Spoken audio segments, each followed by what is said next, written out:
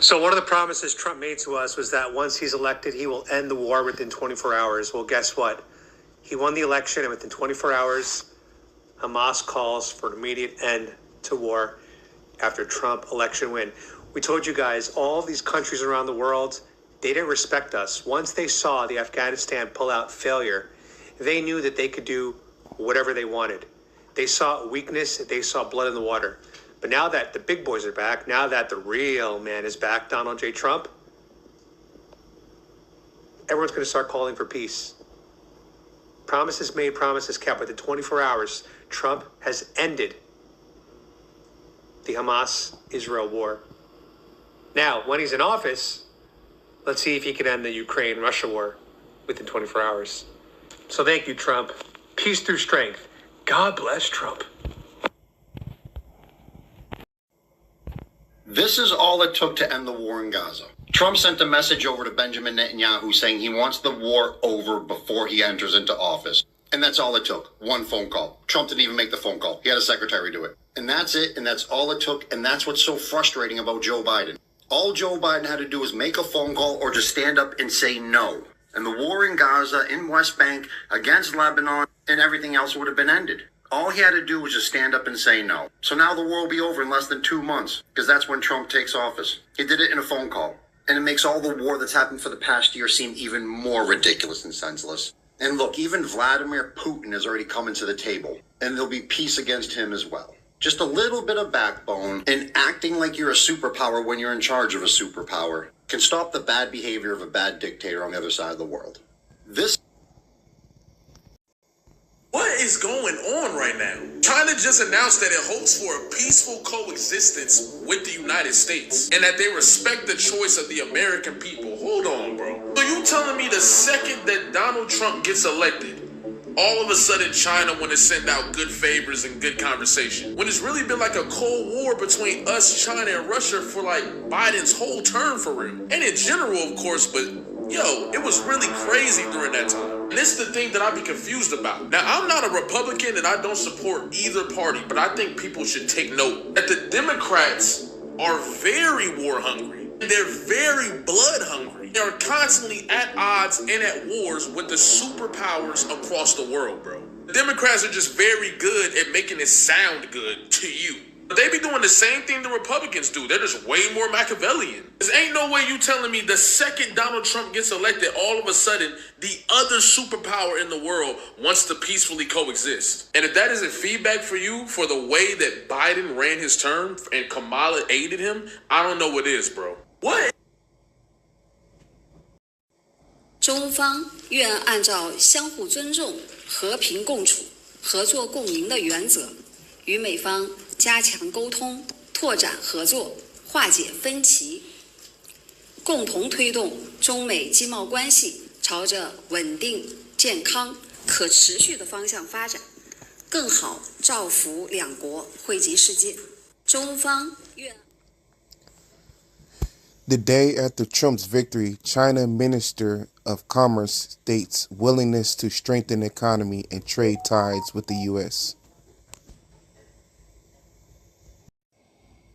But you know, the fact that Mr. Trump, as a presidential candidate, says that he's ready and wants to stop the war in Ukraine, we take that very seriously. Well, I haven't seen his ideas on how exactly he's going to do that, and that is the key question. But I have no doubt that he says that sincerely, and we support that. But you know,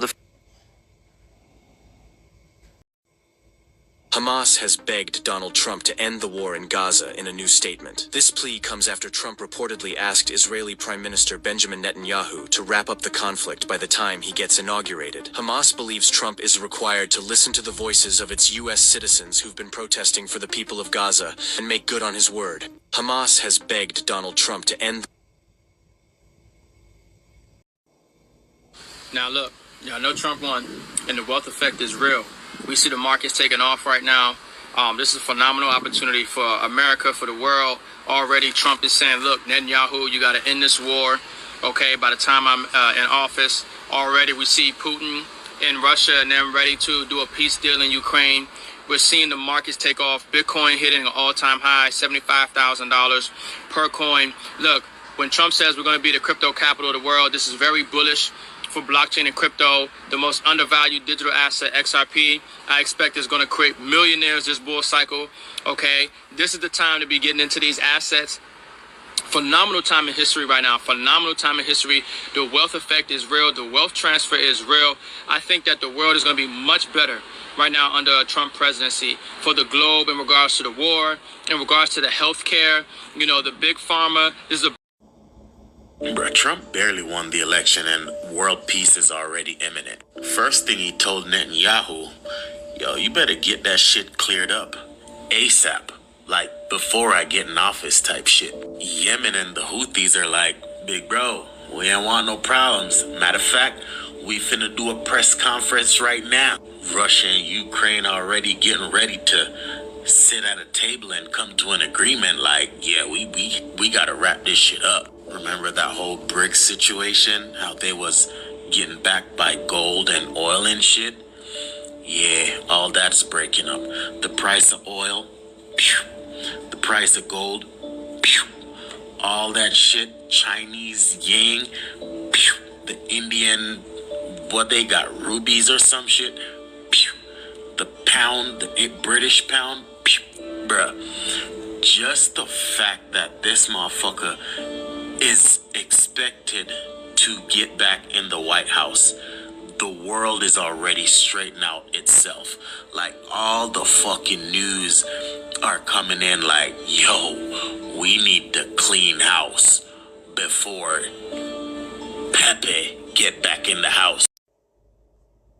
Trump ain't even in the White House yet. The stock market is shot up. Interest rates dropped. Hamas, like, we trying to make peace in the Middle East. Putin and Zelensky like, what's up, Trump? We on board. We ready to end this. You know we linked up a couple months ago, but let's make it happen now. I mean, what more can you ask for? That's a leader. People respect him all around the world. You ain't gotta like him, but you definitely should respect him. See, it's kind of like God is the ultimate. I mean, God created this. In America, we don't worship government. We worship God. I believe in God. I am Christian. And I go to church a lot. The Bible is special. The Bible, the more you see it, the more you read it, the more incredible it is. The Bible certainly is one of, if not, I mean, it is the book. My wife and I pray for you. Thank you. Well, I need it probably more than anybody in this room. God is the ultimate. I mean, I want to see the Middle East get back to peace and real peace, but a peace that's going to be a lasting peace.